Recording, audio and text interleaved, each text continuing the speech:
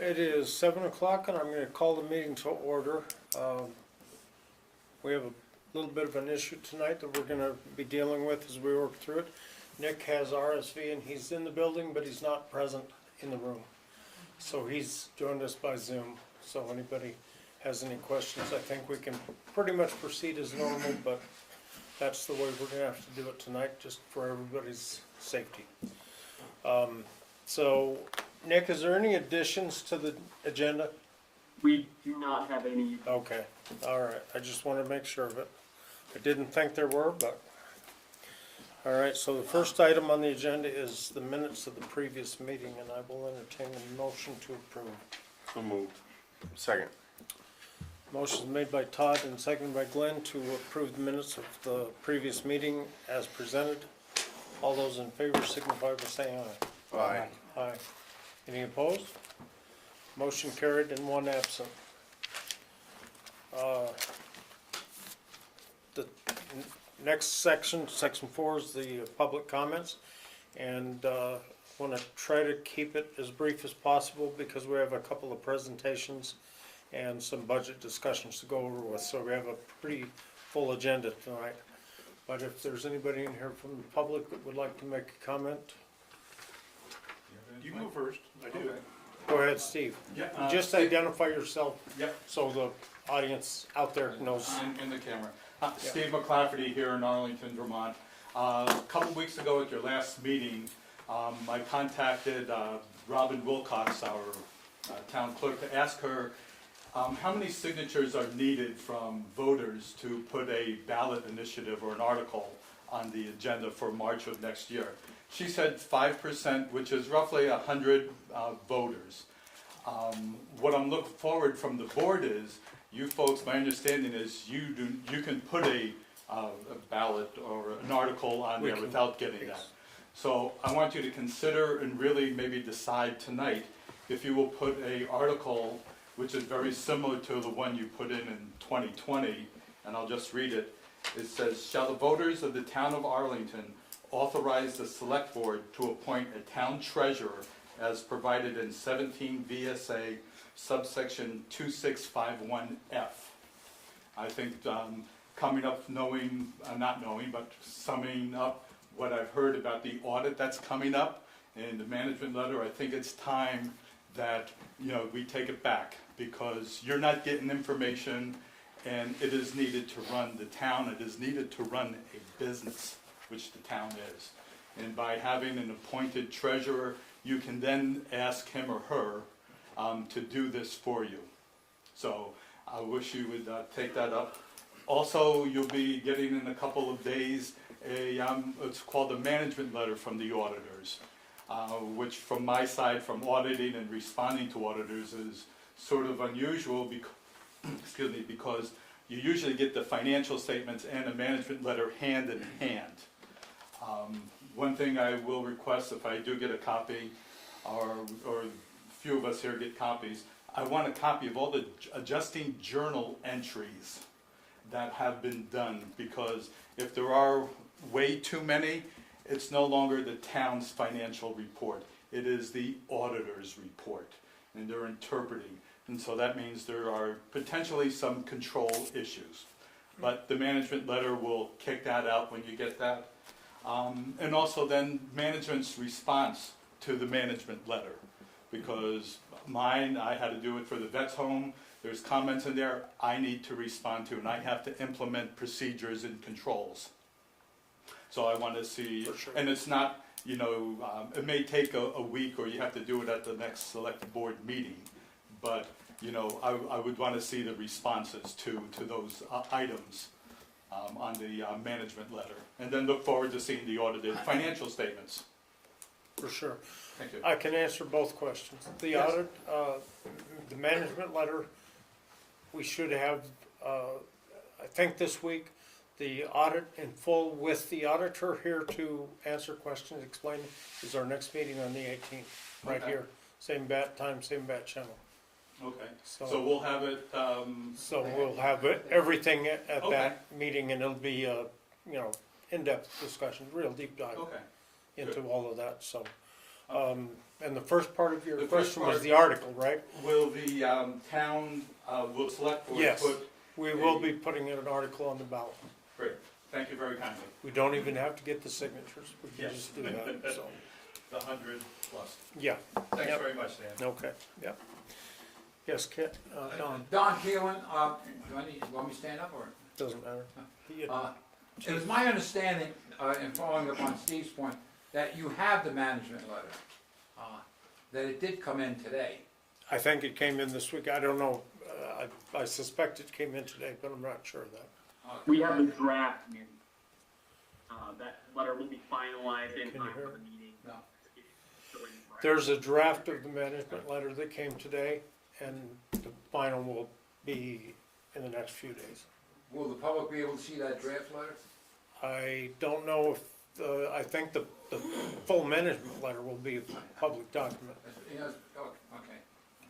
It'd be very helpful, by the way, in connection with the presentation we're trying to make Sure. to the board on the 18th, which now will have to be postponed, because it was our understanding, and maybe you can help me with this as well,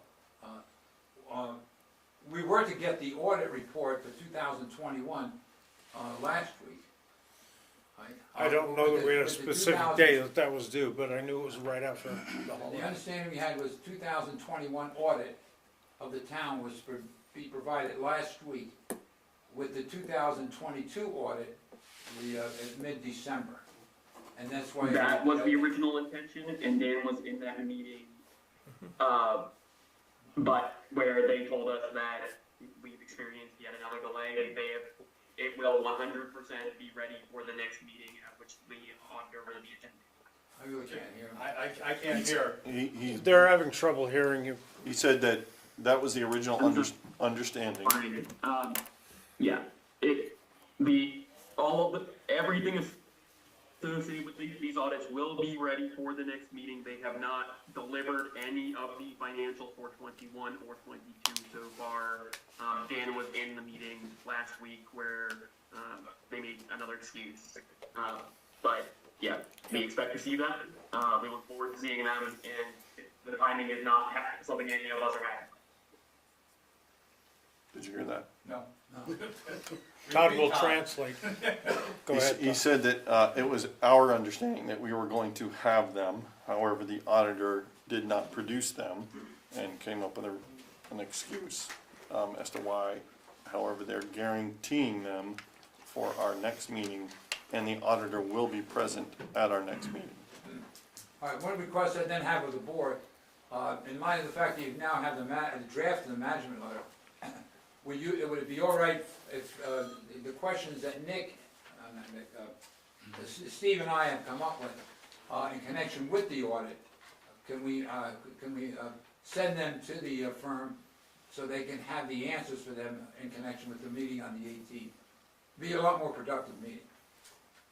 I'm not sure they will be able to commit to having all of the answers to your work done, but I don't want to speak for the auditor. You're always welcome to send them to us forward on. Did you hear that? No. Translate, Todd. He said he can't say that they'll have the time to answer your questions by the next meeting, but you're very welcome to send them on to the auditor. Okay. I think it's gonna be very helpful to the town. And I gather, no one really knows why we've had the delay. There's no sense in, if it's gonna be. We certainly do know why. It has been personal reasons and family health matters with the auditor. Personal reason and family health Family matter health with the matters auditor. But he has assured us that everything will be here to us, and for that next meeting, he will be here. Guaranteed, he's already booked it on his calendar and will be physically present, so. Right, because the reason for it, that we're pushing for it, is that we committed to help the town and help this board with with financial reporting. And Understood. in order for us to do that, we need to have the basis of that audit. I understand and appreciate your patience. Okay? Anyone else for public comments. Anyone else have? Could I just ask, Yes. Don, when you say we, who are you speaking for? Who do you represent? Is it a personal matter or is it one of the town committees? I'm just not familiar, I'm curious.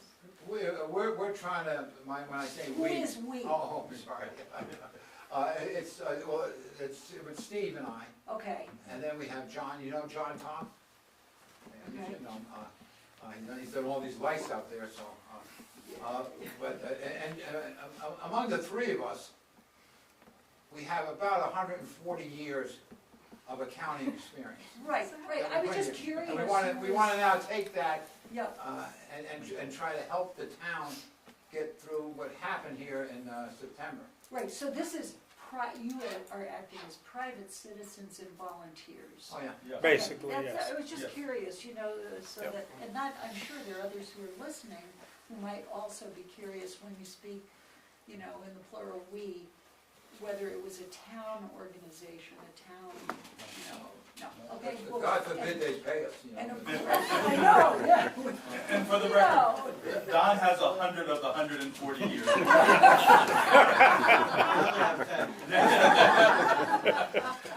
Okay, thank you so much. And just to finish that comment, if I may, Yes. the town went through a somewhat dramatic experience with the financial statements in the town report, what happened this summer, the letter and so forth. We want to make sure, and as the select board has said, we don't want this to happen again. We are going to try to make sure it doesn't happen again. But to do that, you need to put procedures in place. Absolutely. And And that's that what was we're our, here for. that was our intent from the very Yes. beginning, Yes. so Yep. that was Thank you. your- I appreciate your you assistance bringing me is- up to date on this. helpful, so. Any other public comments? Did you have? Yeah, Mike King, Arlington Fire Chief. After the last selectmen's meeting, you guys put a mandatory 2 signatures on any procurement. Can there be a dollar amount to that? Cause as of last Tuesday, the town administrator told me I had to have 2 signatures to buy a jug of car wash. I think having to have 2 signatures for car wash, bolts, nuts and bolts for miles is, even fuel from ChemClean is a little extreme.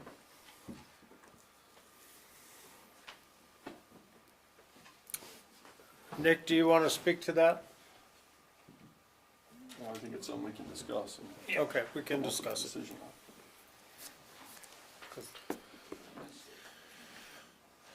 I tend to agree with you on Yeah, the I small don't- stuff. I don't see any You know, reason on the under a small stuff certain why- amount, I don't see I understand why. those. Major purchases is what Which is we were, always been. Where we're shooting at major purchases, Was where- turnout Kinda where we were gears, going with you the know, end game on bigger that. stuff, Right.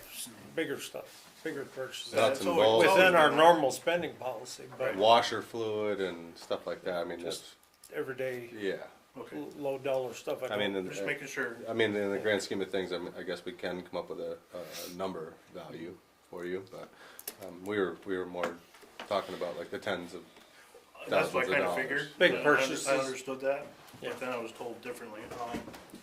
Another real quick thing, a couple months ago, probably 2.5 months ago, we were talking about, replacing some SCBA's with ARPA money, at the tune of about $120,000. Has that gone anywhere or anything? so we did have an ARPA meeting, and there's some asks that we're gonna be going out with. Not that much for SCBA, because our numbers, our ARPA dollars are coming down significantly, really quick, with wastewater studies, the water department, a couple things for the highway budget and the rec park. There are asks that we're going out with for the fire department, and we're also going to work with Sunderland on that as well. So, Okay. There was some leftover communication, or leftover value Yep. per se of what we were gonna go for with the SCBA bottles. right. So it's just, we need, basically Jamie and I need another meeting with Nick and representatives to go through with Sunderland, what we're asking from them as far as what we have to spend on SCBA stuff. Okay. One other thing real quick. As of, Janet sent me a budget as of 11/20/2023, minus the cost of the turnout gear we have in the area, between training, office supplies, maintenance, and new equipment, roughly $39,000 left to spend. Last year, we left the town with a $38,000 surplus.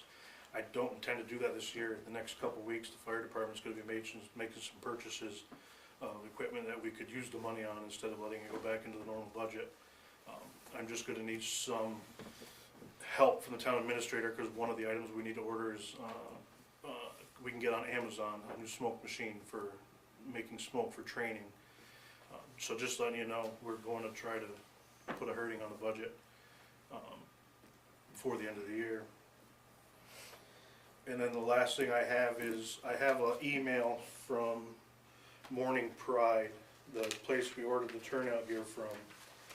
We have the turnout gear in our possession. The issue is it's the wrong color. The email from MES, basically from the president of Morning Pride, the company we purchased the gear from, said the gear was ordered. The gear was canceled. The gear was reordered. And when the gear was ordered, canceled, ordered again as brown, then canceled as brown, then turned back to black. And all this confusion and whatnot, the turnout gear we received is not black, it is brown. And the president of Morning Pride said he's more than willing to give us the black turnout gear we want, but we have to split the cost with them. In the area of $4,100 extra. Do you have the paperwork for that we could look at? I have the email, I do have the original quote, Okay. and I do have the Is that invoice. the 4,100, is that an upcharge? That'll be an upcharge because it Okay. got changed so many times. Yep. For us to get the black gear that we wanted, we have to come up with another 4,100.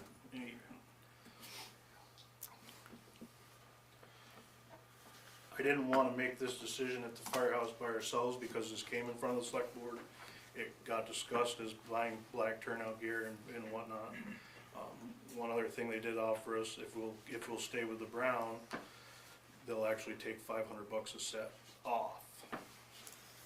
Okay. It's still gonna save them money, but it's just amongst all the confusion, it got messed up. I understand. So we're not getting what we want unless we wanna pay another $4,100.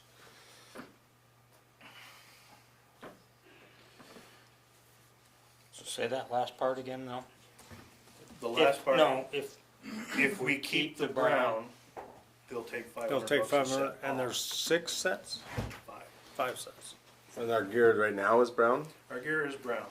Why wouldn't we be willing to do that? Well, we were looking to switch to black for a couple different reasons. One, accountability. Every department around us has black gear. So you can look at a guy sitting over there, brown gear. So you can look at a guy 100 yards away and say that's an Arlington. That's your man. Yeah. Yeah, okay. Brown gear, when it gets damaged to chemicals, sun, whatnot, it's really hard to see the damage on the material. Black gear stands out like a sore thumb. So when black turnout gear is damaged, it's very visible. Brown gear is not as visible. So those were the two main reasons we wanted to go with black gear. Accountability and the ability to see the condition of the gear. I don't Easy. wanna get into a big discussion here, but I don't either, but I there's- just wanted to bring it up. there are different reasons which we originally switched from black gear to beige for, and one of it was the cleanliness, because when black gear gets dirty, you can't see it as well. When you get blood on black gear, you can't see it as well, and we use our gear in motor vehicle accidents, as you know, so. I'm not gonna get into it, there's Oh, I understand. pros and cons for both. 'Cause I'll look at the black gear, if it's dirty, then you need to know it needs to be washed. But that's a different discussion for another It is. day. Yeah, I was gonna say, we don't, I think we have enough information to make a decision, but we don't have, we're probably not going to make that decision tonight, might be next meeting. Well, We'll the see. further it goes, the further the time from the invoice gets paid, the Right. further. Well, it may be closer we sooner get- than that, it may be sooner You than know, that. just closer we get to the end of the Yeah. budget year. Yeah, we'll see if we have time to address it tonight. perhaps we will, if we have to call a special meeting, we can do that too. Yep. So, and that would put it into this week sometime, so. All right, that's all I have. I just can't tell you we're gonna give you an answer tonight. No, it's fine, I just wanted to bring it up. All right, Thanks, Mike. that's it, Mike? Yeah, that's Okay. it for me. Good, thank you. Anyone else under public comments? All right. So the next part is new business, and part one of the new business is the Energy Committee's presentation. So I'm gonna turn it over to Stephanie Hines Moffett to lead that discussion, so. I don't want to be talking to your back. And, No, that's fine. I guess that works too. I have eyes in the back of my head. Great, okay. Good evening, everybody, members of the select board and the entire fire department for turning out. This is great. And residents of Arlington and any other guests. I am Stephanie Moffett-Hines. I'm the chair of the Energy Committee. And we are delighted to be able to share with you tonight a project that we've been working on for a very long time, which has resulted in a tracking tool that we hope will be helpful to you, the select board, as you go about determining what steps to continue to take to help Arlington to become as energy efficient as possible, as climate resilient, while getting the greatest return on our town investments. So we have a slide presentation for you, but I think maybe the best thing to do is if you can hold your questions until we get to the very end. In the interest of time, we know that you've got a lot to get through tonight besides our presentation. But before I do that, I'd like to introduce the other members of our committee and tell just a little bit about what the Energy Committee exists to do, and for those who may not yet be aware of us and what we're up to. So in alphabetical order, I'd like to introduce Marty Crane, Alexandra Ernst, and Marianne Holmes back there. Karen Lee is virtually joining us, and Jenny Murtaugh, and Joan Nash, and then two longtime former members, Marianne Carlson and Garrett Siegel, who continue to contribute quite a bit as alternates. And then, let's see. And this group, I should just say a little bit about where we come from. So with expertise and careers in environmental studies, wildlife biology, fieldwork, solar power, healthcare, research and data analysis, town planning, grant writing, and other specialties, this group really brings a nice range of experiences to the work at hand. Okay, so then a very brief background. In 2018, the Bennington County Regional Commission held a workshop over at the Martha Canfield Library. Perhaps some of you were there.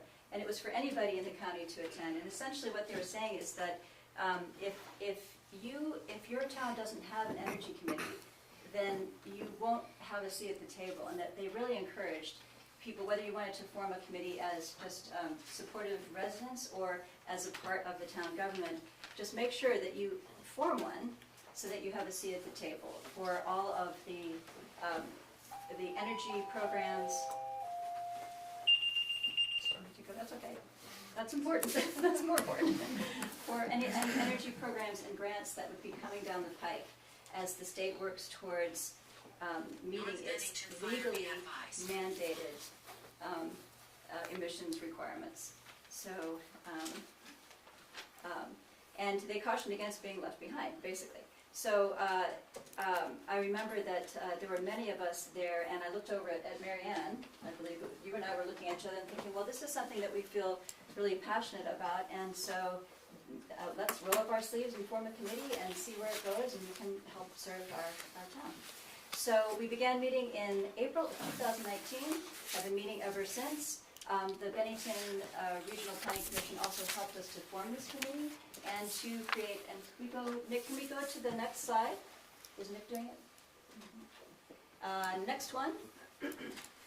Thank you. So they helped us to form a mission statement, and really they looked at the other few energy committees that there were around, Dorset's and a few others, and they helped us to put this together. So the Arlington Energy Committee is dedicated to assisting residents, businesses, schools, and town government in reducing energy consumption and costs through conservation, increased energy efficiency, conversion to renewable energy sources, and promotion of energy education and awareness. The committee will assist the town, the energy coordinator, in planning and carrying out projects to advance these goals, and will serve as a resource to the town on energy-related issues. I won't go into all the projects that we have worked on. We actually, when we started, we were building upon projects that the town had already been doing. The town had already done quite a bit. Nor will I go into all the things that we're doing and that we propose to do, but I would just like to say that, how do we see our role? We know that you, on the select board, have very full plates and have a lot to do, and there are only so many hours in a day. And we know that you can't always do a really deep dive on every single thing that's constantly changing as the landscape changes. That we can do that research and attend conferences and webinars, monitor what's happening at the state legislature, bone up on the technologies as they're changing constantly, see what other energy committees are doing and sharing information, that we can do that. That's what we see our role is, as being that resource for you and for our town. And I want to say that I've never worked with a more dedicated group of volunteers, and that we work in conjunction with Nick, because in addition to being town administrator, he's also our energy coordinator. I don't know that everybody understands that. So he's been attending our meetings, and then also, of course, is always at the select board meetings. And I just think that that's really important to point out. There are many towns that are really far behind, that don't have a structure in place. So we started off as an ad hoc committee, and now we are part of the town government in support of the select board. I think that's something to feel good about, that we are well positioned to see what's happening and to work together, and that the select board is supportive of the efforts to help us to become more efficient and hopefully save some money. So now, on to slide 4. Great. This is the carbon neutral article that was passed by town ballot on March 2nd of 2022. And it states the town of Arlington shall seek to reduce carbon dioxide emissions from fossil fuels used by the town of Arlington through energy efficiency, carbon sequestration, and adoption of renewable energy subject to the budgetary constraints in the Arlington Climate Mitigation Fund, with the goal of becoming carbon neutral by 2027 relative to just 2020 baseline levels. Well, how do we do that? How do you do that? Basically, we know that we need to start with data. I mean, as you're talking about what you need to do with the audits, for example, I was thinking it's the same kind of thing. How can we make a decision on how can we address what the town ought to do if we don't know what we have been doing? We need to look at the data. That up there on the wall is something that we'll refer to later, but data is everything. We want to know, how much electricity do we use? Where are we using it? Where are we using our fuel? And how much does it cost? How much did it cost? How much has that changed? How will that change? How will it change depending upon the decisions that we make? How do we make these projections? And what should we do? So the place to start, data. Data, the facts.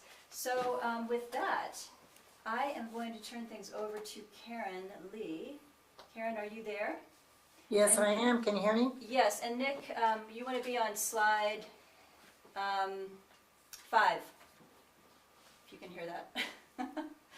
Okay. That's slide 4. The next one. Okay. So like Stephanie said, we didn't really know where to start. And Marty Crane and I sat down and just had a conversation about where to begin. And we threw around some ideas, and we realized that we needed a spreadsheet to do a comprehensive analysis of the carbon emissions. And we can go on to slide number 6 now.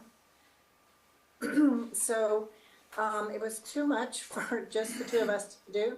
So we, as members of the Arlington Energy Committee, we reached out to our colleagues, our esteemed colleagues, and asked for their help to build the spreadsheet and to get all the data put together, which was actually a lot of work. And we sourced every known source that we could come up with, including the town report, the treasurer's invoices, the treasurer's balance sheets, and we also went to the vendors themselves. So we proofed all of the numbers that we had in our spreadsheet. And we can go to slide 8. You would think in this day and age of discussions of climate change and the importance of carbon reduction, in order for the planet to survive, that there would be a carbon calculator available for a town to use for this purpose. And there are lots of carbon calculators, but none was exactly right for us. So I just decided, and with Marty's help, built a spreadsheet from scratch. And I didn't really realize how much it would involve, because I volunteer for everything, and not everything. You guys volunteer for more than I do, but I said yes, and so Doug, just jumped right in without really knowing the level of detail that was going to be required in this. So our spreadsheet includes data from that include the consumption volume of each type of fossil fuel emission that we have in the town, the financial cost, the volume of carbon emissions, and then it also includes other columns, a lot of other columns that are pertain to strategies in the future and how much we expect those carbon levels to go down and costs to go down, and also offsetting strategies in the form of mitigation from carbon sequestration. So there were lots of different categories that were not included on the spreadsheet. Any of the other categories, other carbon.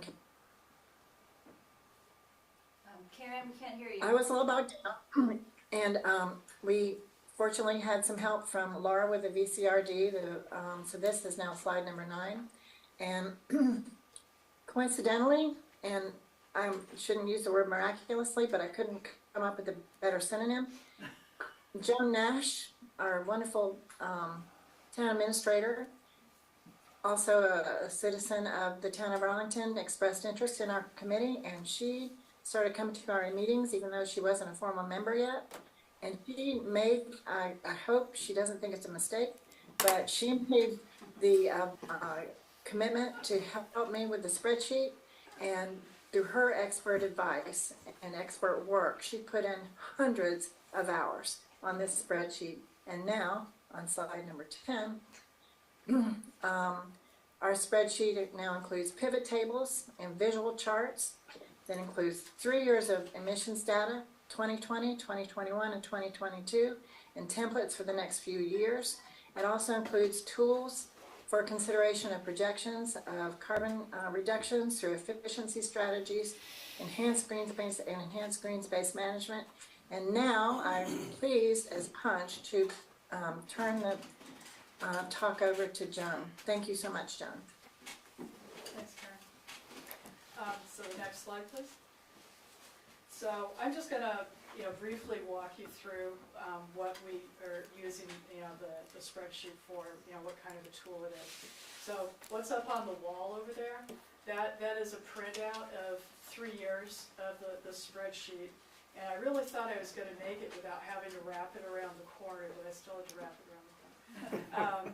So this is just a little summary. I can use a pivot table to pivot the data, so I can always select on certain columns, certain years, whatever, and put out reports that anybody pretty much wants.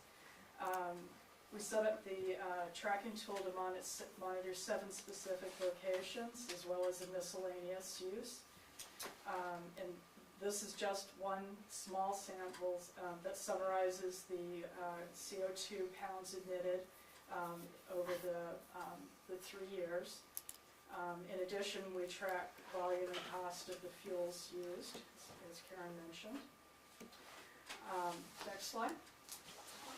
So these, I'm just going to flash pretty quickly here. I did leave a copy of the spreadsheet and a copy of the presentation printed out on the table for the select board if you want to actually look at the printed out copy. So these are some of the examples that it's just the first page for each year. This is where most of the data entry is. And we go through the invoices for each year to glean the fuel consumption and cost. And next slide. We calculate the BTUs to get an apples-to-apples comparison of energy consumption across all fuel categories. We can total and compare any and all columns for summary will be showing you some of the charts and graphs that we can generate from those summary reports. Next slide. We calculate the carbon dioxide emissions by standard rates for fuel types, in case you're wondering. In the long run, this information is going to enable us to find the most efficient and cleanest energy sources. Next slide. So I know this is small, but this is an example where in 2021, where the town added a solar array to power streetlights. The carbon offset is calculated and reflected in the very last column of the top row. That is the net CO2. So you can see that there is a huge difference for just using that one solar array. This slide also shows down in the lower rows, it shows the sequestration of carbon by our town forest, rec park, and yellow barn lands that it is a tremendous offset. Next. Here are some graphs and charts showing visual results of summary reports. This one is to compare 2020 through 2022 carbon dioxide emissions across locations and fuel types. So it's pretty busy. There's a lot going on in that one. And next, similarly, these pie charts are also comparing 2020 through 2022. And this is for net carbon dioxide emissions across all locations and fuel types. Next. So we can zero in. This is by fuel type, and this is only for the year 2020.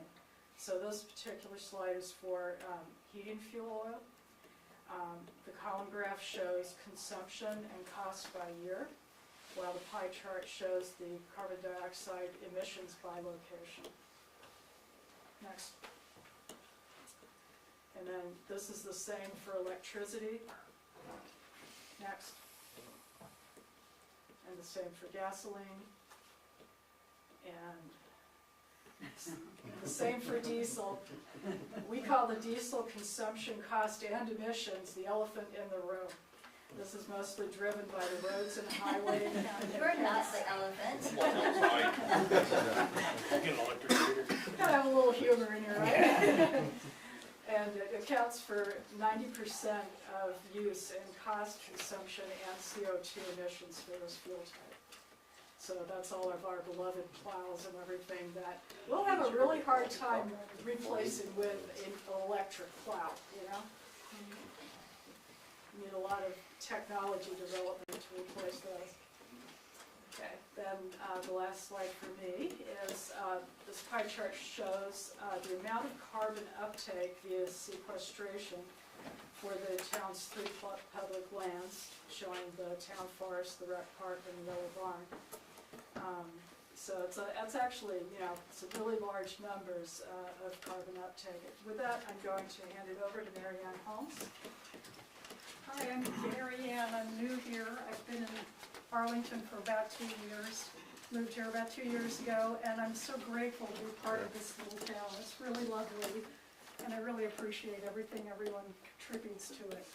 If you knew I moved from Nebraska, you would understand my emotion about moving to the mountains. I'm actually starting with the next slide, please. Nick.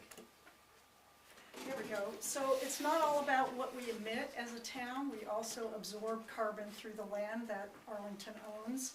We have the town forest. We have trees in the rec park and the yellow barn. And we also have non-woody vegetation in the rec park.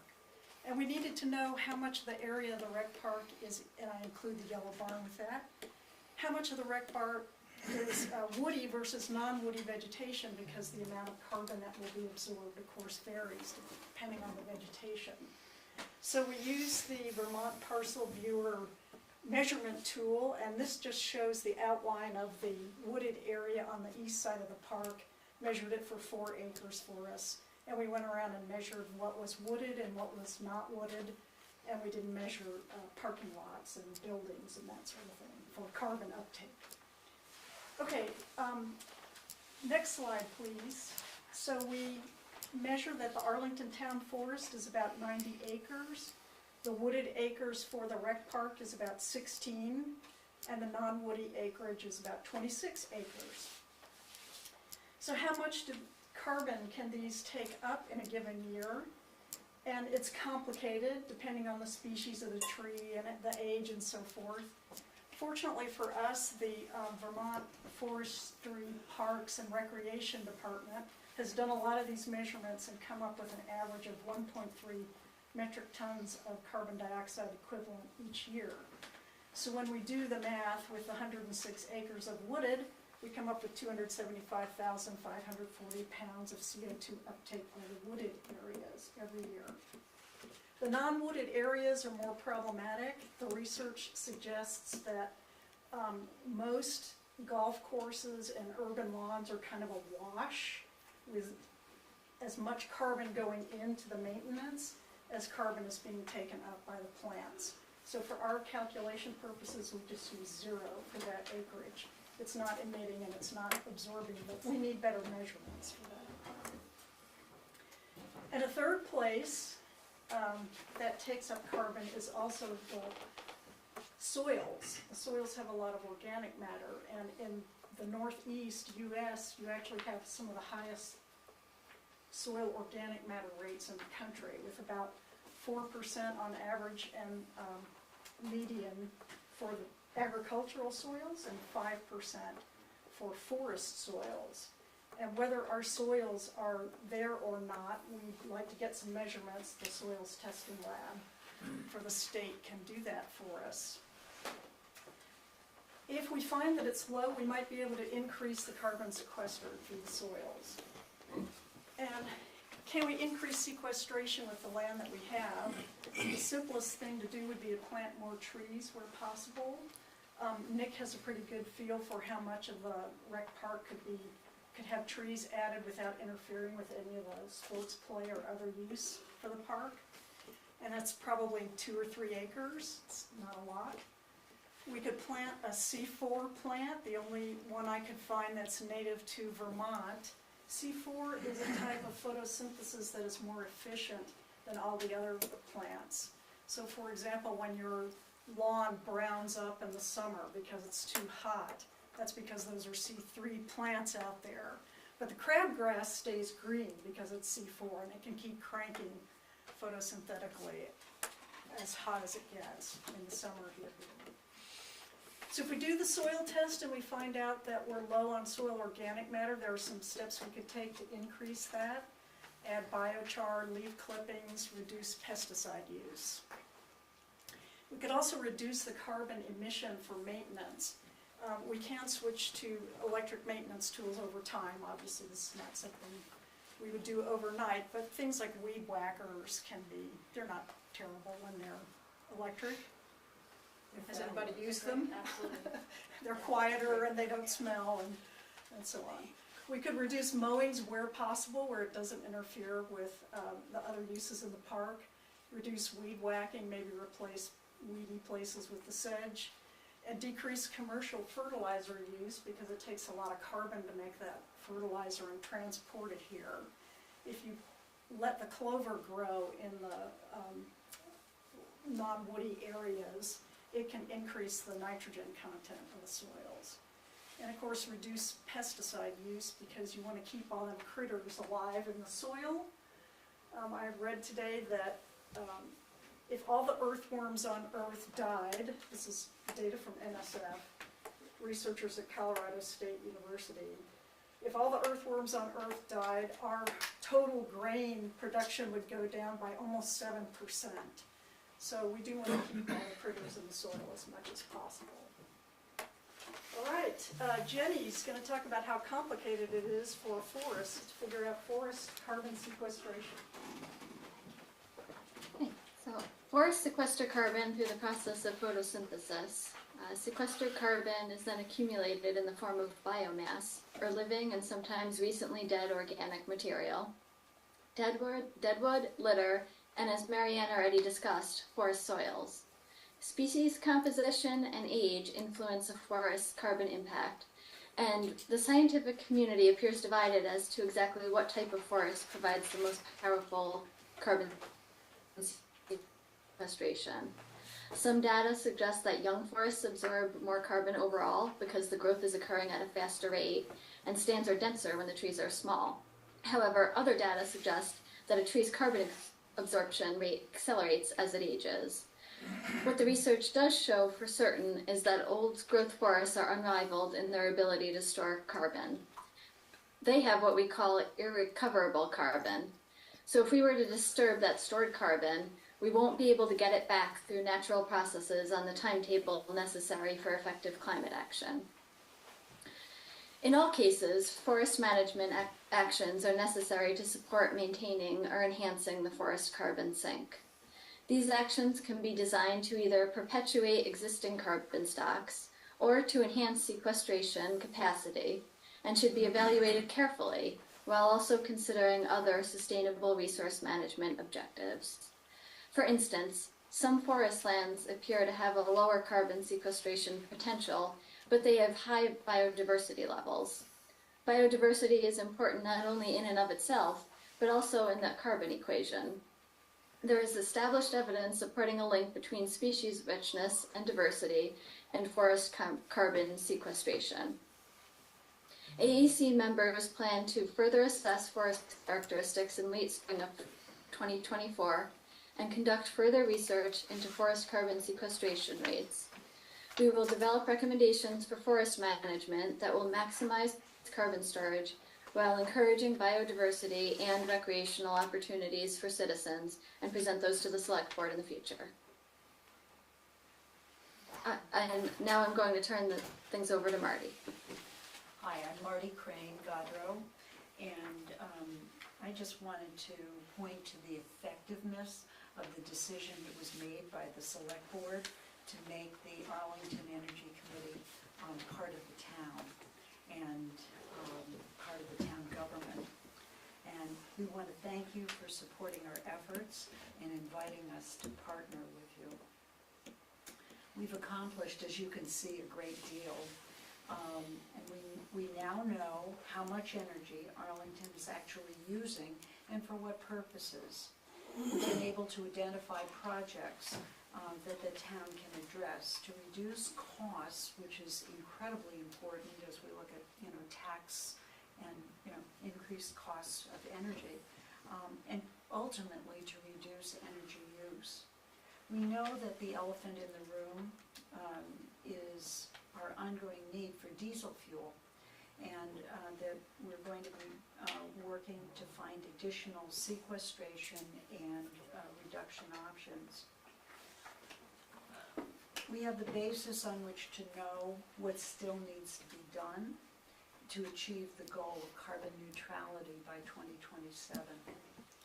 Arlington has set itself out as a leader, willing to model actions that can reduce costs, reduce carbon emissions by other towns in Vermont and beyond. And for those of you who may be interested, our model is already being looked at and I believe adopted by some other towns in the state of Vermont. And we look forward to future collaboration for the good of our community and for the world. So thank you, Select Board, for trusting us to work with you as a partner, and we look forward to future collaboration. And then turning over to Marianne Carlson for a final word. Thank you for your patience. During this project, we learned quite a lot about energy usage in our town. Key facts that were revealed are that carbon sequestration is vital. Conversion to electric equipment and vehicles is important. And more solar power is needed to offset the Green Mountain Power electricity. Using your guidance as our Select Board, the Arlington Energy Committee will work on the following tasks. Establish recommendations and strategies that will maximize ongoing carbon sequestration by town-owned forests and lands. Continue to advise on efficiency improvements for town buildings. Develop creative concepts to encourage the increase of carbon sequestration within the town. And assist with procurement of grant funds and donations for an investment in carbon mitigation. We're going to go out and look for money for you. So we want to thank you for your time, for all the work that our committee has done, but that you look at it and understand where we are right now and where we want to go. Thank you. Thank you. Was there any questions anyone has of the Energy Committee? I'll take a stab at one, Steve McClafferty again. Go ahead. As you talk about more electrification, how do you balance that to, Vermont has, it's either the 8th or the 9th highest utility rates in the country. So I want to know how you balance that going from a gas, diesel to electric. That's all. Thank you. Is there anybody on the committee who is dying to answer this marvelous question? Which we pretty much all should have on our minds. So Karen, why don't you take a stab at that? There are a couple of different ways, well, more than a couple, to offset the expense of Green Mountain Power electricity. And I agree with you 100%. Don't get me started on Green Mountain Power. Anyway, that's an aside. The long run, fossil fuels inevitably and without a doubt will be more expensive even than Green Mountain Power electricity. Although the cost now is higher than it was 10 years ago, it's still lower than it will be in the future. So if we convert to electricity, eventually, even if we don't offset it with solar, which is the second part I was going to discuss about, the initial cost of the electric rate is higher than the fossil fuels, but you don't have to pay for gasoline in any of these vehicles, in any of these tools ever again. You don't have to pay for diesel or whatever kind of fuel you're using to run these fossil fuel driven, it's just you plug it in. But the biggest way to save is to take advantage of the people in our community who are willing to invest in solar on behalf of the town and put up the dough. It's not a joke. There are people in Arlington, some of them are sitting in this room with you, and there are people in Bennington County and across the state of Vermont who love to invest in solar because as investors in solar, they get lots and lots and lots of rebates to save income taxes, which is not a benefit that the town can take advantage of. But those people are willing to invest in solar arrays and share the electricity, the solar powered electricity with the town for a discount. We're already doing that to offset the expense of streetlights. So that helps reduce the expense for investing in electrification of tools. Keep in mind, I'm retired from the solar business, so it's no longer a conflict of interest for me to talk about solar.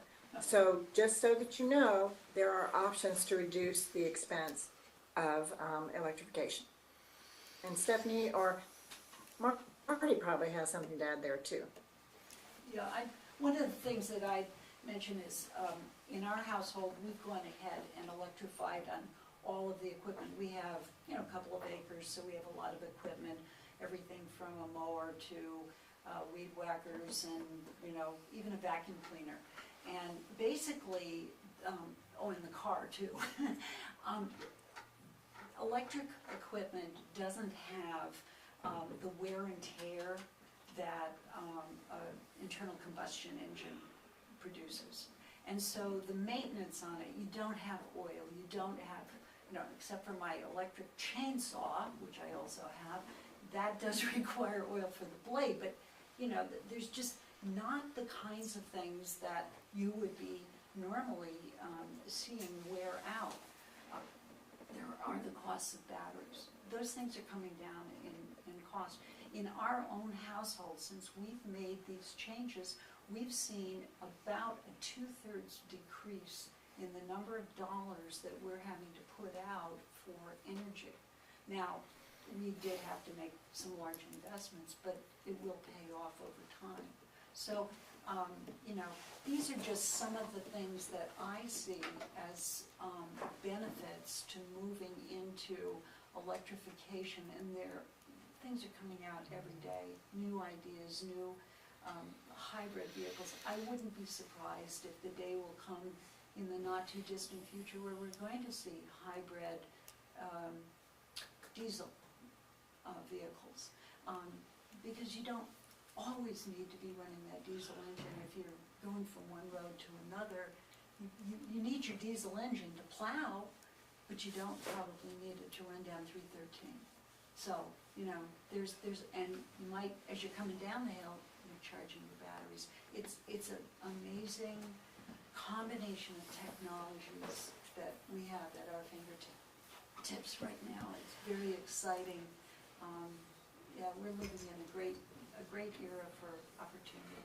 And I would just quickly add, I'm very conscious of the time, and I know that you have other things that you're all waiting to talk about, but we do meet the first Wednesday of every month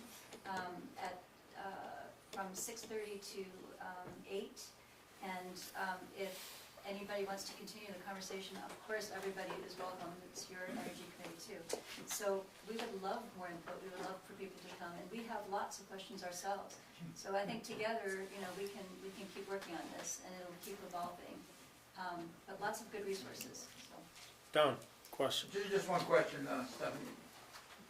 You mentioned the town in the reporting. Are you including the school? Is the school district part of that report?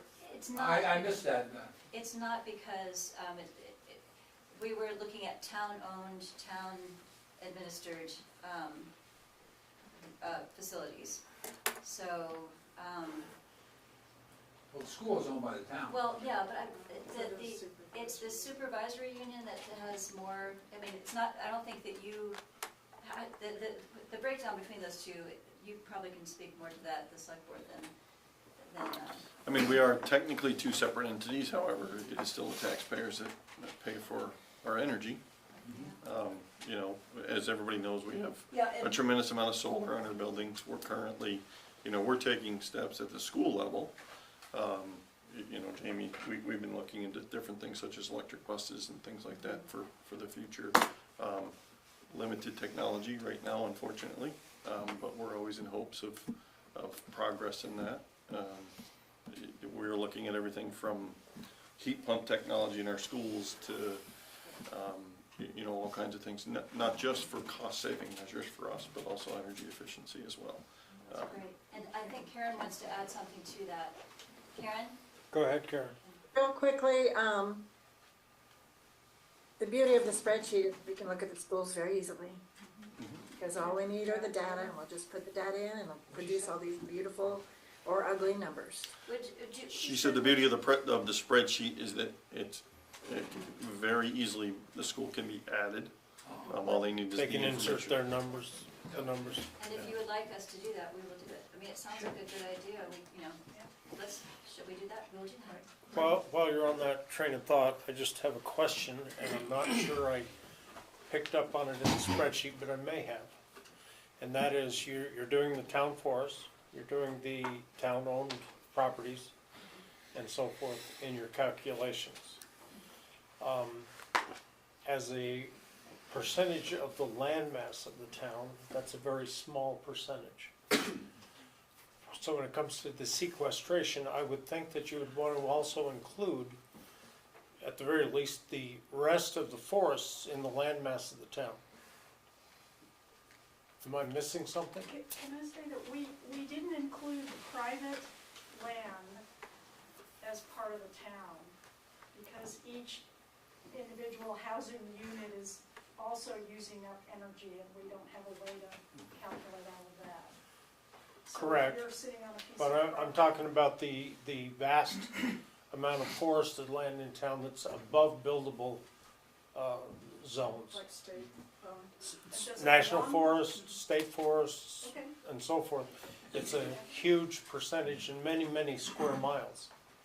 So if those aren't being included, it's like you're overscoring on some and underscoring on others Okay. without including that segment. And it's, if you're just looking at the land mass, the parts that you're including are a tiny fraction of what is within the boundaries of the town.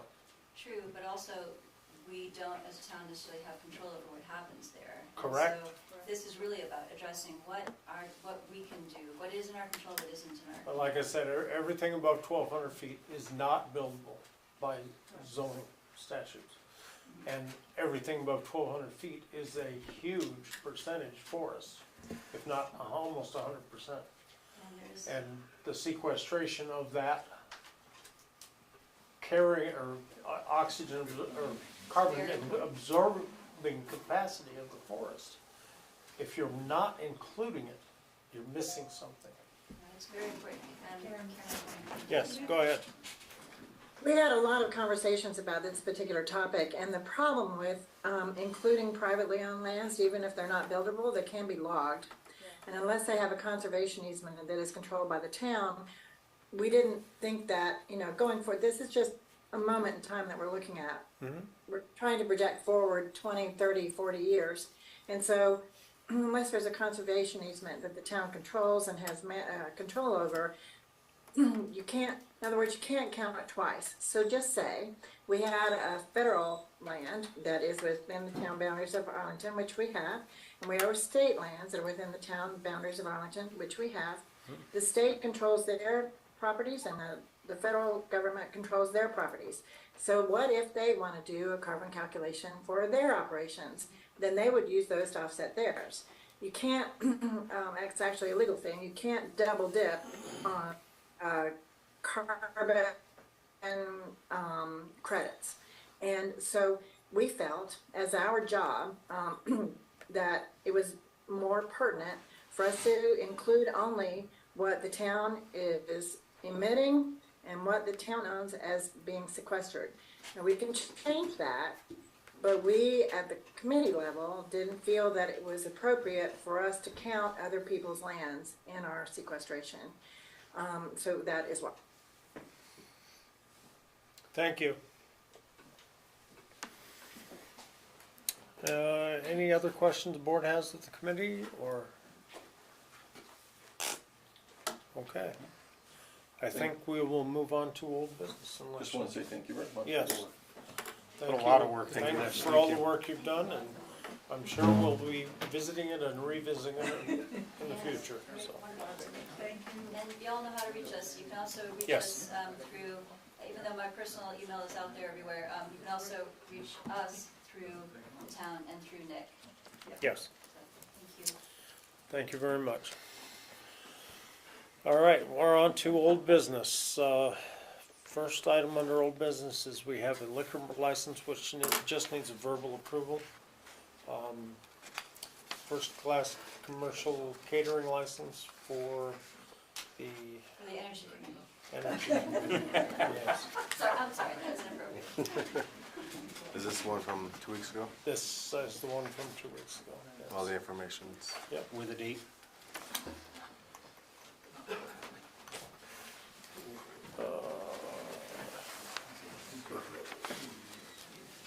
Yes, date submission. Still a date of what? Not unless it's just a. I think it's for ongoing stuff that they're doing. This is not an event license, it's a standing license. Oh, I got you. It's not an event license? No, it's not an event. It's an overall, ongoing, just like any other license. What we were worried about is there was just one date on it, but there's a submission date now. Might have been there last time too, but we thought maybe there was just one day that they were looking Single for. event, right. Single event. But No, apparently it's not. this is a commercial caterer license. They're gonna cater multiple events. Right, they're gonna, their whole list of Yep. events on the second page. So I can make a motion to approve that. Yeah, it will go for 1 year Okay. for that, then they have to reapply.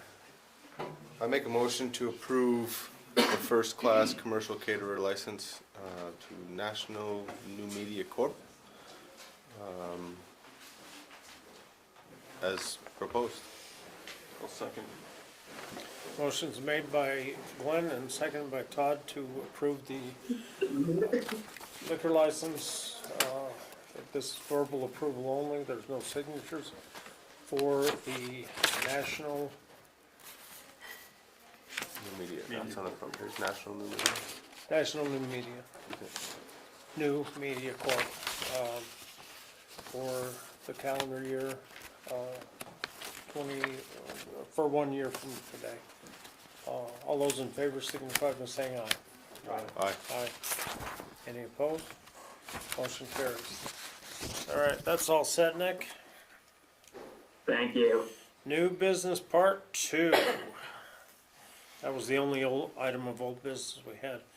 The highway budget discussion is next, and that is, we have our road foreman here, and Nick has spreadsheets on the screen, so I will turn it over to whichever of you want to introduce that, and I'm sure Mark can answer questions. Nick's better with the numbers, so he can talk. All right? I'll let him. Are you unmuted, Nick? He's down there talking to people. There's okay, so I'll just give you a broad overview of this because it's pretty straightforward. Yet, I only listed the lines that are proposed to be changed, and then we on this sheet.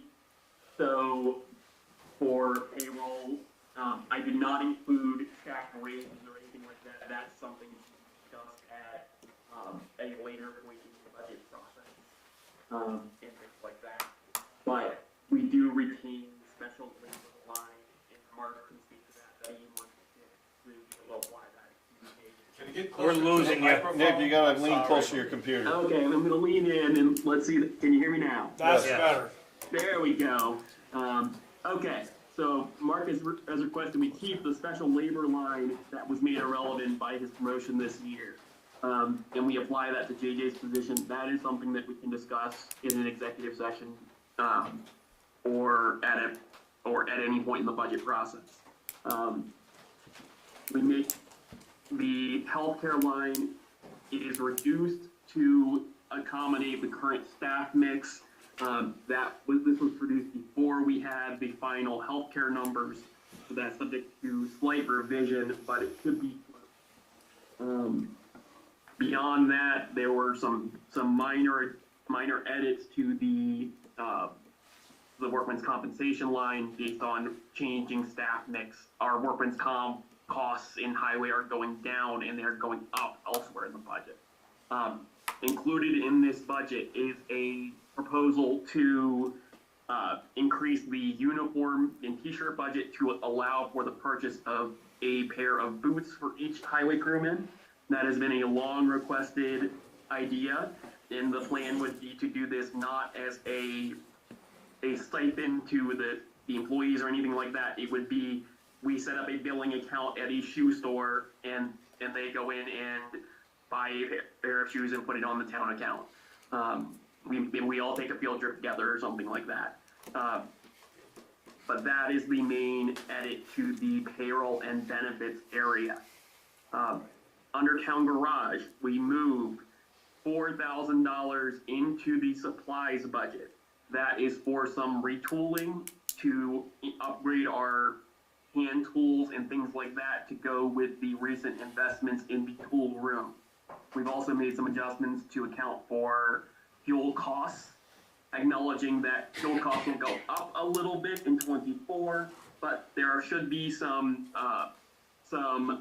MERP program, having the energy people just leave, investments in this building that will cause the fuel costs in the long run at the town garage to drop by some percentage and offset this in budget years 25 and on. Moving on to class 2 roads. We are zeroing out the guardrails budget in both class 2 and class 3. As you'll see, we have enough guardrail in inventory. Culverts are increased to account for a combination of the Warmbrook Road culvert job and a proposed and potentially granted Better Roads grant to replace culverts that are non-compliant on River Road to allow us to buy some of that will then be offset by grant funding. Moving on to signs, we want to replace some baited speed signs. That has been a complaint that we've gotten. while maintaining our current sign turnover to upgrade the visibility and navigability of the town.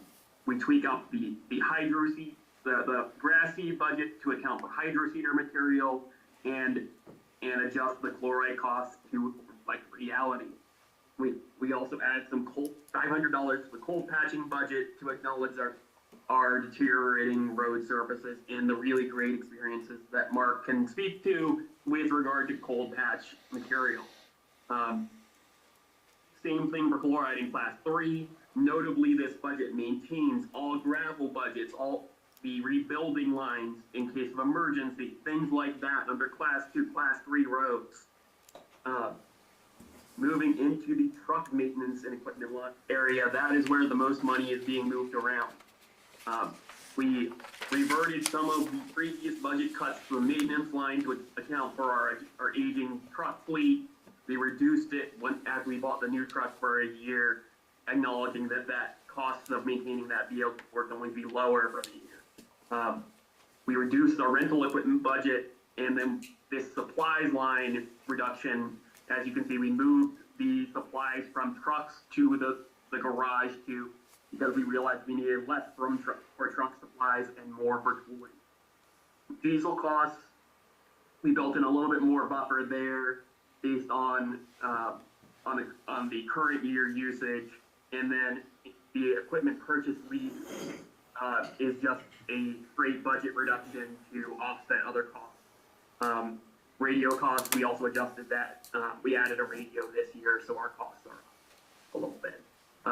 Importantly, top line of this highway budget is that before wage adjustments, we are looking at a proposed less than 1% budget increase, and that should translate to a less than 1% tax increase associated with the highway budget. That is something that I think Mark and I should be really proud of. So that's the end of the changes, and now we can open up to questions. Could you repeat that last part? The last part on the top line. No, the last thing you said. Now we can just open it up to questions from the board. Okay, Or any other comments from Mark. all right. Your thoughts? I think this will all work. We did move some numbers around, but basically added a few but subtracted some, so it all should work all right. I think. We'll find out. But if you guys have any questions, comments, concerns, The only thing that I will attest to is the effectiveness of the cold patching that you've done over on East Arlington Road. the cold patch that we're using is a little more expensive, I think, than others, but it holds up very well. It packs in there and does not move. Quite impressed. It doesn't Yeah. come back out like others I've seen in the past. Yep. So it's virtually as good as using hot mix. So,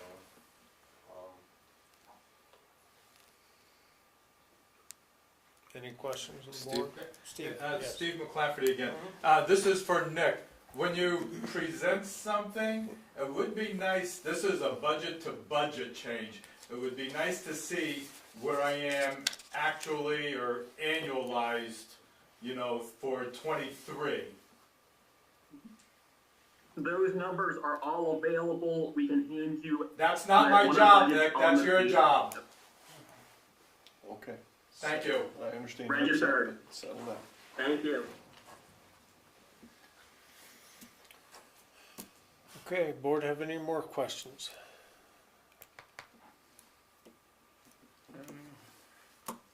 Any questions from the audience? Okay. Well, I think we can move on from here, Nick.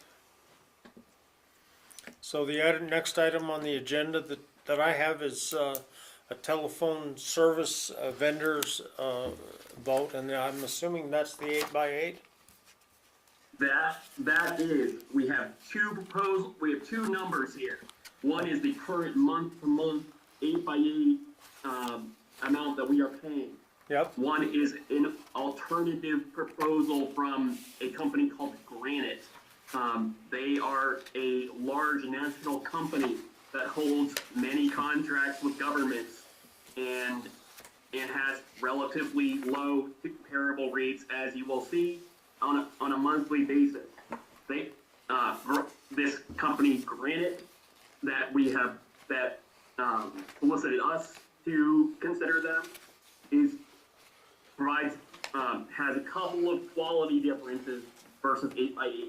They have better customer service, and I will report that 8x8 has had substantial bits of downtime, particularly with regard to my cell phone's, quote unquote, I don't know, they call it an executive line, but it's a line that forwards to a cell phone, so we're not putting my personal cell phone number out there. So we have had some substantial downtime to text messaging service with that, and we've had substantial negative experiences with both the customer service and the billing of the company 8x8. We also worry about ongoing long-term viability of 8x8 as a firm, as they've experienced many setbacks in the last couple of years. Their stock has cratered in price over the last period. I certainly don't want to wake up one day and not have cell phone service because the company went bankrupt. In any case, these are like-for-like comparisons with the same number of lines, which also include a fax line that's mandated for the government, and the same number of quote-unquote executive lines to maintain all existing levels of service in telephone service for the town. So you can look at the total cost of both the monthly costs of both of those. This covers both the town and the water department. And importantly, they will be able to also improve their billing practices versus 8x8 and break down the water billing versus the other firm. So with Granite. So you can look at the total top lines.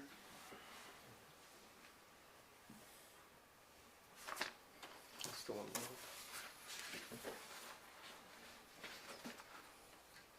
So if I'm correct, Nick, you're recommending that we drop 8x8 and move to Granite for the above stated reasons, correct? For the above stated reasons, and it's about $10 a month to do so. About $8.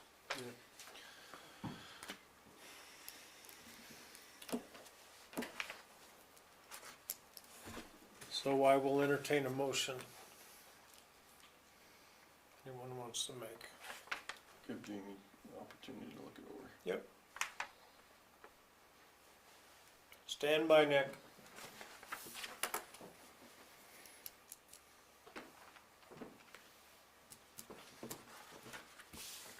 If we do change vendors, we would be prepared to execute the transition within the next In the next how long? 1 week. 1 week, okay. Are there any costs associated with changing? Not that I have been able to ascertain. We're in a month-to-month contract with 8x8. There shouldn't be meaningful costs with it. No hardware changes, nothing like that? We will be swapping out some of the hardware, but that's included in the price.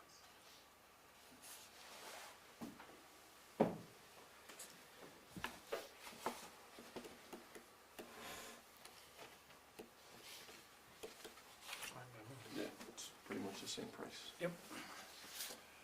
Just for Very, very close. And the big 8x8 thing is $317.95 a month. Yep. And Granite is proposed at $325, so you're looking at $7.05 difference. And given the lack of service on 8x8, I think it's money well spent to go with the new one. I'll make a motion to contract with Granite Government Solutions for our phone services at the rate of $325 a month, or $3,896 annually. second that motion. What's the, annual? 3,000? Oh, 396 annual. 896, okay. All right, who seconded that? Jamie? Motion made by Todd and seconded by Jamie to approve the change to Granite Government Solutions for a total of $325 monthly and a $3,896 annual charge, effective as soon as possible. All those in favor signify by saying aye. Aye. Aye. Any opposed? Motion carries. Okay, Nick, there's a right-of-way permit here. Is that something for tonight's meeting? No, that, I accidentally left that Okay. on the table, you can just set that. I didn't think so, but I wanted to make sure. It wasn't on the agenda. Do you want to do, should we do the warrants first and then the executive session, or how do you want to do that? We can check everything off before we go into the executive session if that's useful. Okay. Do you want to just hit the highlights on your TA report? Yeah, so it was a week where I was out for half the period, but we still had a really productive week. There was a lot of planning done with regard to this budget and the other matters on the agenda, as well as various work on the audit and accounting work and meetings associated with that. And then Jamie and Glenn and I all had a really productive ARPA meeting that we look forward to being able to talk about in more detail at the next meeting, as well as some future planning, including setting up for a better roads grant to replace culverts that I alluded to in the highway budget. And frankly, I am losing what else I might have done in the last week or so with this being sick for the entire period. But if anyone has questions, feel free.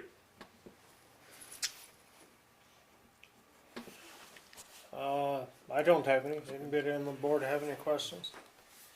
So, I'm gonna go ahead and start through warrants and orders. There's 5 different ones to do, so we'll just take them one at a time. I will flag one of the warrants that we'll get to when we get to the tax Okay. credits.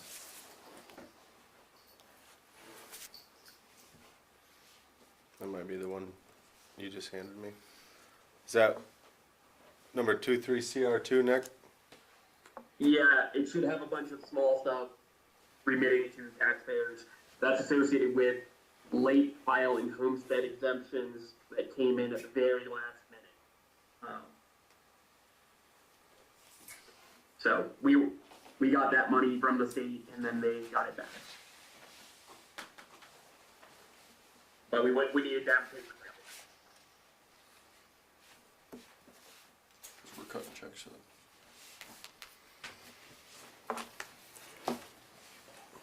All right.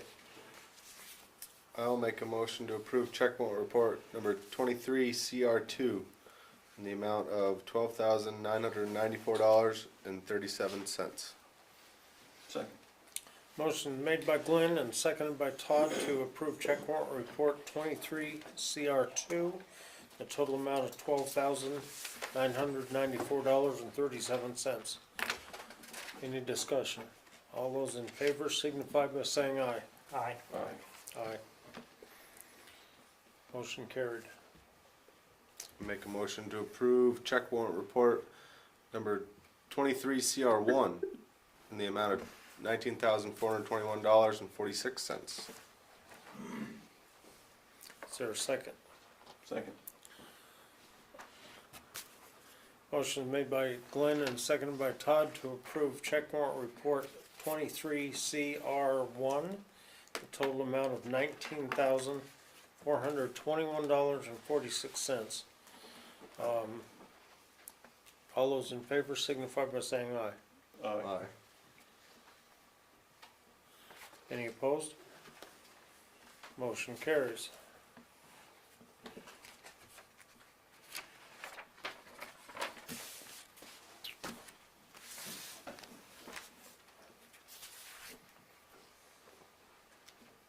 Okay, we're not just doing this one because Cynthia's not here, right? No. Nick, can you give us an update on the bridge study before we do this warrant? Yes, we did receive an update that validated my statements at the previous meeting that the hangup was indeed the structural engineer. MSK did confirm with the principal of the subcontractor and has worked out the kink in and gotten progress on that margin so that we can, so that they will no longer be holding up the process moving forward. We certainly will be having this done in the next, they did not give me a deadline, but they did give me a written update that did confirm all of this. So. Did they indicate what stage they were in? Was there contracts in stages? I do not remember off the top of my head. They made more changes to different categories among this all, different stages happening as far as their tasks, which I think, What's in I the want to say stage? that was the same, but these two were not. Or, well, I'm sorry, the first one was, but the, What's in going into stage 4? Task 4, sorry. It's task, not stage. Okay.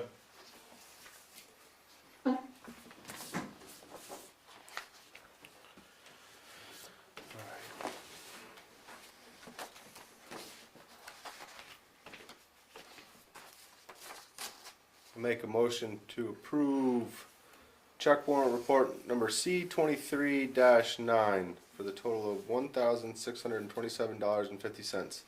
And that is for the bridge study payment to MSK Engineers. Second. Motion's made by Glenn and seconded by Todd to approve check warrant report C-23-9 in the total amount of $1,627.50. All those in favor signify by saying aye. Aye. Aye. Any opposed? Motion carries. That was the water department.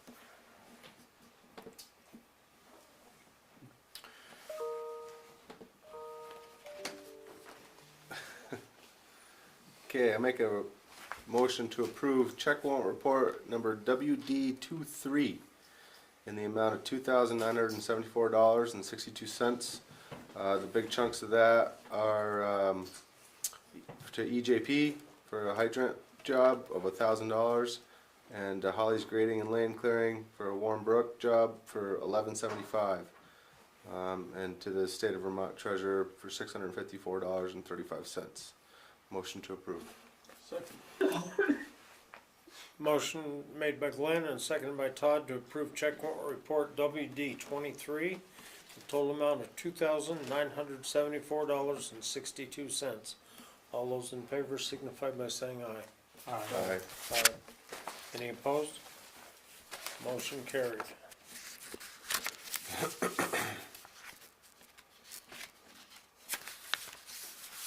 I make a motion to approve check warrant report number 24 in the amount of $23,970.40. Biggest chunks of this are $4,350 to Tamarack Tree Care, $59.43 and some change to Peckham Industries for sand and stone, Miles Fuels, just to name a few, Woodard Construction for sand and I'm guessing winter sand. Motion to approve. Is there a second? Oh, yep.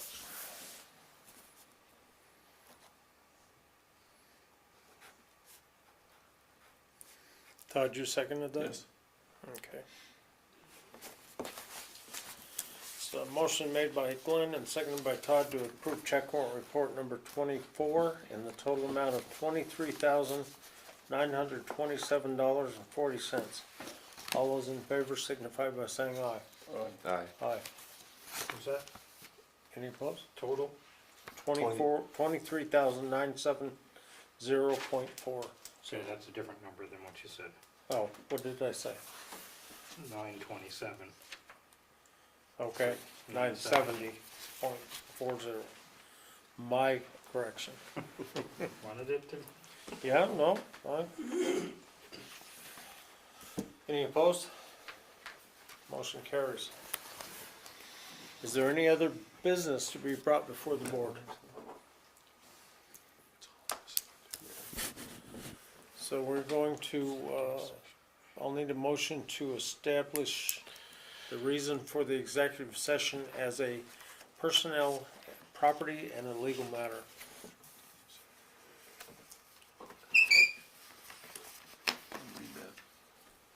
Can you read upside down? There's one right in front of you. Is there? Yeah, upside down. You can go around. Oh, Jesus. Come on, Glenn, come on, come on. You haven't got a deadline? He's never like done that that right now. before. This is a new motion for him. Give him a break. I make a motion that premature discussion of a personnel, legal, and property matter issue would cause the municipality to suffer a substantial disadvantage. And allow Nick, town No, administrator. Not that's yet. the next one. Not yet. Okay. Second that. Yeah. Motion made by Glenn and seconded by Todd to establish the reasons for the executive session as a personnel, a property, and a legal matter. And then for this invite, we're inviting Mark and Bob Perry, as well as myself. Okay, Okay. that'll be in the next motion. Yes. All those in favor of establishing that, as said, signify by saying aye. aye. Aye. Aye. I make a motion to actually enter into executive session for discussion of said matters and to invite Bob Perry, Mark Robinson, and Town Administrator Zayas to remain in the room. Second.